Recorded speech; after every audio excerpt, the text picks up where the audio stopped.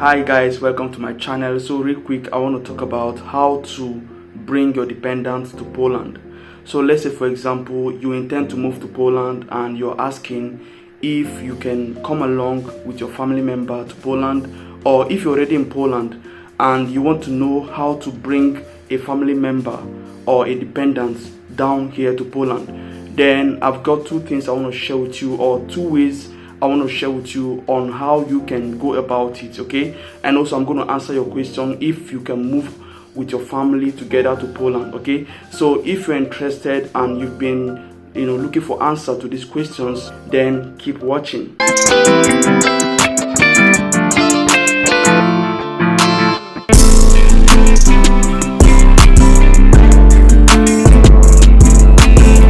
So welcome to my channel. In case you're seeing me for the first time, my name is Breno and I am changing lives, okay?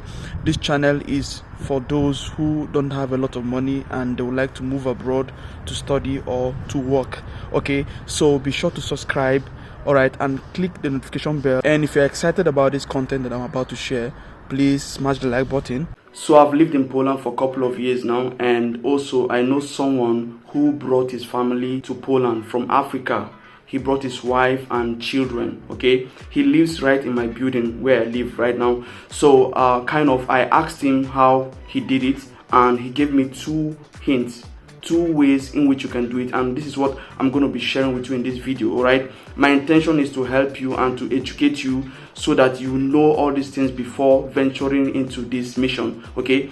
First and foremost, I want to answer the question: can you come along with your family member to Poland, or with your family members to Poland?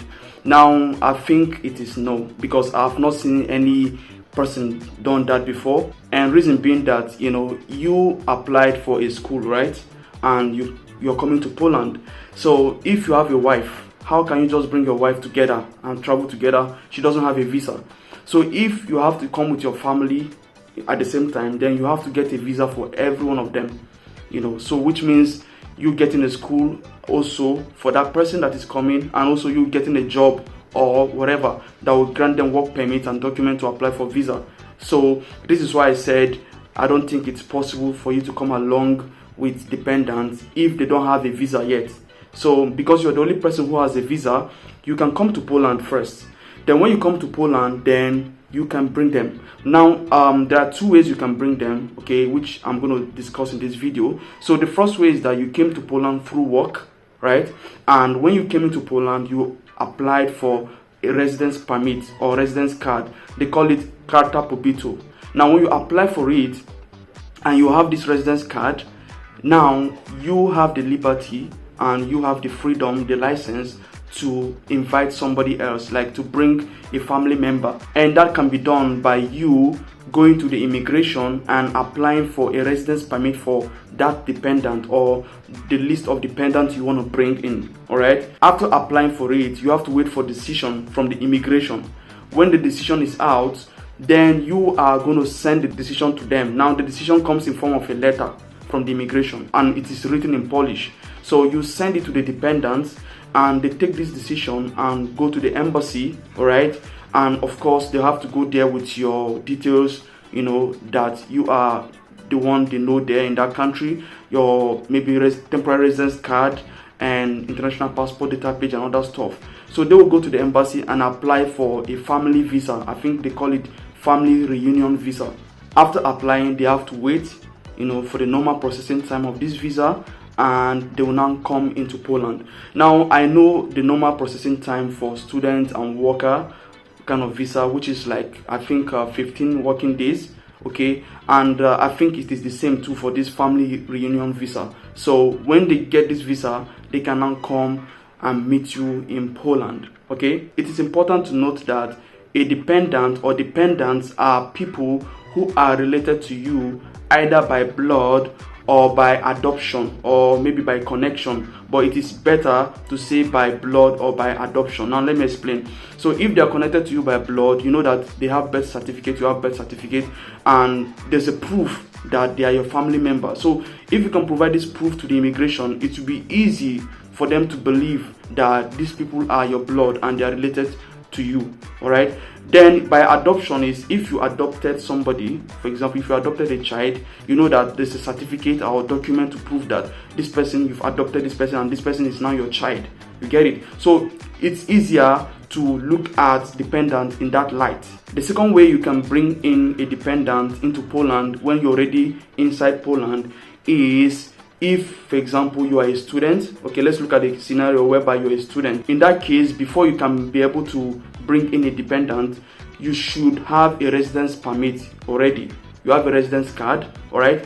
Then you should also kind of get a school for the dependent that you're bringing into Poland. So you have to get admission for the person, apply for school, pay their school fees, and then send them the admission letter or invitation letter from the school and the proof of payment of school fees. Okay, you also need to send them scanned copies of your temporary residence card or carta pobito.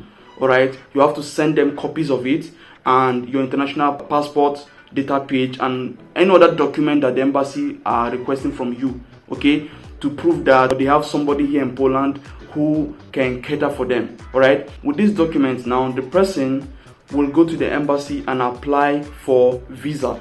Okay, now it's going to be like a boost to their visa because the embassy knows that this person has someone there in Poland and they will not be stranded, so it can boost the chances of that person getting a visa and coming to Poland. It's important for you to note that you can't use the student format to bring in people through the first way, like kind of you're a student in Poland and you're not going to the immigration to apply for residence permit for your dependent. I don't think it's possible. The man that brought his family told me it's not possible because you should have a job in Poland. They want to see that you have the financial capacity, to cater for a dependent. This is why you can do that if you are a worker and you have temporary residence card in Poland, but not as a student. Because if you're doing that as a student, you're just studying and you don't have a job. You might have a job and also be a student in Poland. So you can do that because you have a means of finances to take care of a dependent in Poland. So it will be more believable and more acceptable by the immigration to grant you your request of bringing in somebody into Poland, or to give a positive decision about you bringing in a dependent into Poland. So guys, this is what I wanted to share with you today. If you have any question, feel free to put in the comment section below, okay? And don't forget to follow me on Instagram. My Instagram handle is right on the screen. I reply faster if you send me a message on Instagram. So you can feel free to write me on Instagram and ask me your questions as well as put in the comment section below. So guys, thank you very much for watching. If you liked that video you just watched, please give me a thumb up on this video and subscribe if you have not subscribed. Okay, click the notification bell so that you'll be notified whenever I drop content. And if you have any question, please put the comment section below. Okay, till I come your way again, have a great time. See you in my next video.